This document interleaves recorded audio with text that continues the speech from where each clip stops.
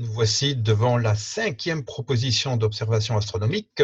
Notre session de télétravail est toujours bien en cours. Alors ici, il va s'agir d'observation des comètes. Les comètes qui sont visibles en ce mois-ci, donc au mois de mars 2020. Donc, ça va être un peu plus compliqué pour moi, vous allez voir pourquoi. Donc là, au niveau de l'observation des comètes, ça se fera dans ce cas-ci exclusivement au télescope. Il y en a 3 qui sont visibles.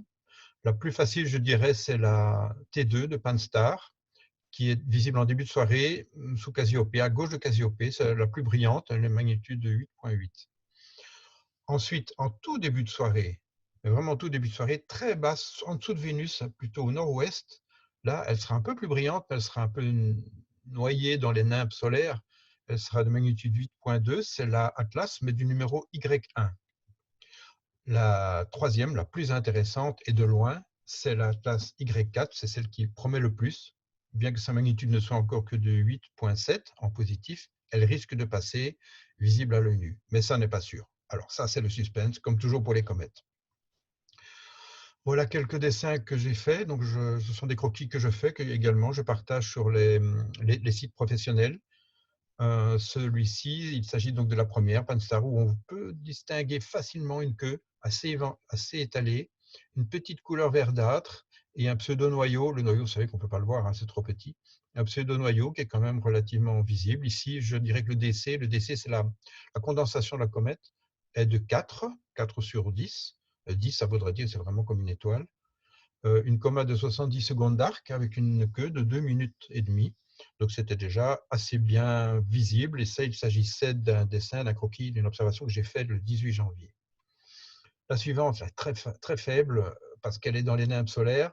Il s'agit de la Y1 de la série Atlas. Je l'ai fait avec un binoculaire de 126 mm, avec un grossissement de 72 fois. C'était le 14 février. Donc là, la coma de plus ou moins 3 minutes d'arc, c'est très difficile à dire. La magnitude était encore de 9,5 à ce moment-là, mais elle était plus près de Vénus que du Soleil à ce moment-là. La plus intéressante, je vous le disais, ça c'est le dernier croquis que j'ai fait. Il s'agissait du 11 mars à 19h25 en temps universel. Je l'ai fait avec mon Mjolon F15, donc j'ai fait plusieurs grossissements pour le dessiner, 100 fois, 144 fois et 290 fois. Donc, une magnitude encore de 10,2. Donc, maintenant, elle vient de gagner 2 magnitudes, une coma de 5 minutes et un DC 4, un peu comme la précédente. L'intérêt de cette comète, il est complexe. La première partie, c'est qu'ici, je vois une coma. Cette coma est un peu décalée par rapport au pseudo-noyau qu'on voit. C'est un petit peu cette petite espèce d'étoile qu'on voit au centre. Il y a une deuxième coma qui existe, qui entoure celle-là, mais qui est beaucoup plus faible, et que j'espérais pouvoir voir justement lors du camp d'astronomie d'hiver que certains avaient organisé dans les Alpes, dans la Drôme, avec mon binoculaire, mais malheureusement, je ne pourrais pas le faire, pour des raisons virales, je dirais. Donc, cette comète est très intéressante aussi sous un autre aspect, c'est qu'elle est apparentée à la grande comète de 1844. C'est une comète qui était visible à l'œil nu. Probablement que cette comète s'est fracturée en plusieurs morceaux, et un de ces morceaux serait cette nouvelle comète qu'on appelle donc C 2019Y4. Elle a été découverte en toute fin de 2019, c'est pour ça que le nom s'appelle Y, c'est vraiment à la toute fin du mois de décembre 2019. Elle était de magnitude, je crois, 14 ou 15 à ce moment-là, et regardez, maintenant, elle devient vraiment très brillante.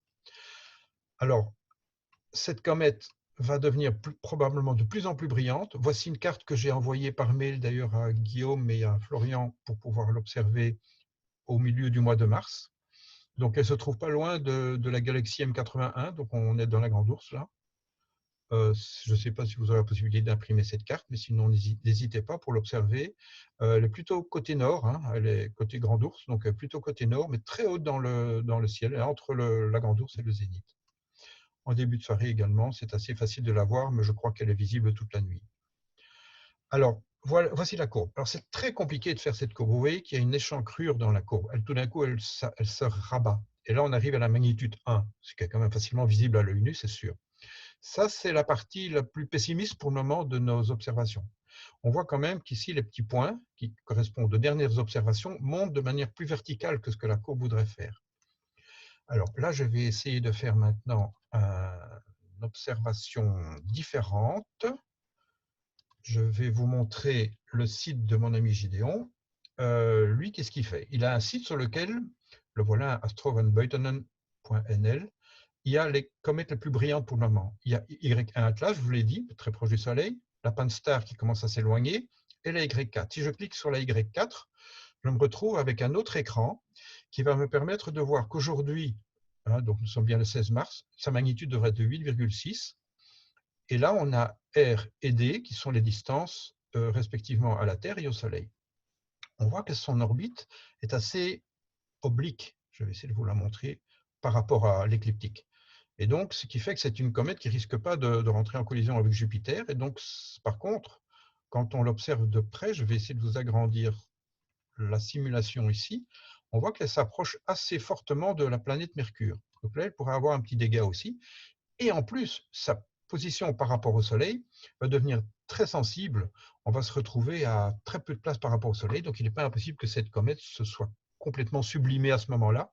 Donc, vous savez que sublimée, ça veut dire que la comète s'évapore, je dirais, mais elle va passer directement de l'état de glace à l'état de vapeur.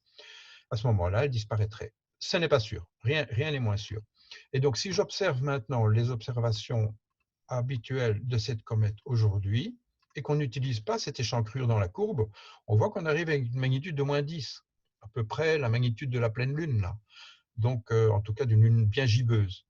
Et regardez, les dernières observations, qui sont plus récentes que celles que je vous ai montrées tout à l'heure, montrent bien qu'on arrive dans la magnitude 8 ici. Donc, il n'est pas impossible qu'on puisse avoir un effet très intéressant au niveau de cette comète.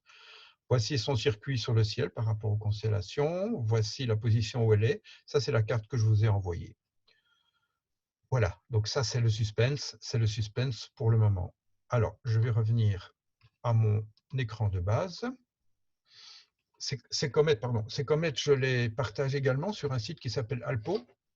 De nouveau, désolé, hein, c'est un nouveau site américain dans lequel il y a la possibilité, dans la section comètes, de rentrer des informations sérieuses, hein, je dirais, sur la galerie. Et donc, dans la galerie, par exemple, pour Y4, vous voyez ici les dernières images qui ont été créées de cette comète. On les retrouve, essentiellement des photos, bien entendu. Et donc, ça, c'est intéressant de les poster là aussi. Si vous arrivez à faire des photos intéressantes, je vous pousse vraiment à les partager sur ce site. Donc, c'est Alpo. Alors, je vais terminer par mon tableau de chasse. J'aime bien montrer ça. Ce sont les 30 dernières comètes les plus brillantes et celles où je voyais des détails autres que juste une coma ou juste un point que j'ai observé depuis 2012, avec la première qui est la 2009 P1 Garat en 2012, où on voyait sa queue. Et puis, vous voyez les autres comètes que j'ai observées, comme la comète Ison, comme la comète Johnson et la fameuse Pan-STARRS T2, où j'ai pu observer la queue dont on a parlé tout à l'heure. Voilà, c'est toujours quelque chose de passionnant. Je le dis souvent, mais les comètes, c'est très difficile de savoir ce que ça va donner. Quand on regarde dans le champ et qu'on tombe sur une comète, on est toujours surpris, c'est toujours différent. Je dis, c'est un peu comme un chat, c'est une très jolie queue, mais le chat, il n'en fait qu'à sa tête. Les comètes aussi, on ne sait pas du tout ce que demain, ce que ça va donner. Et donc, je vous propose de vous passionner également pour ça. Voilà, ce sera à vous de jouer maintenant. Fini.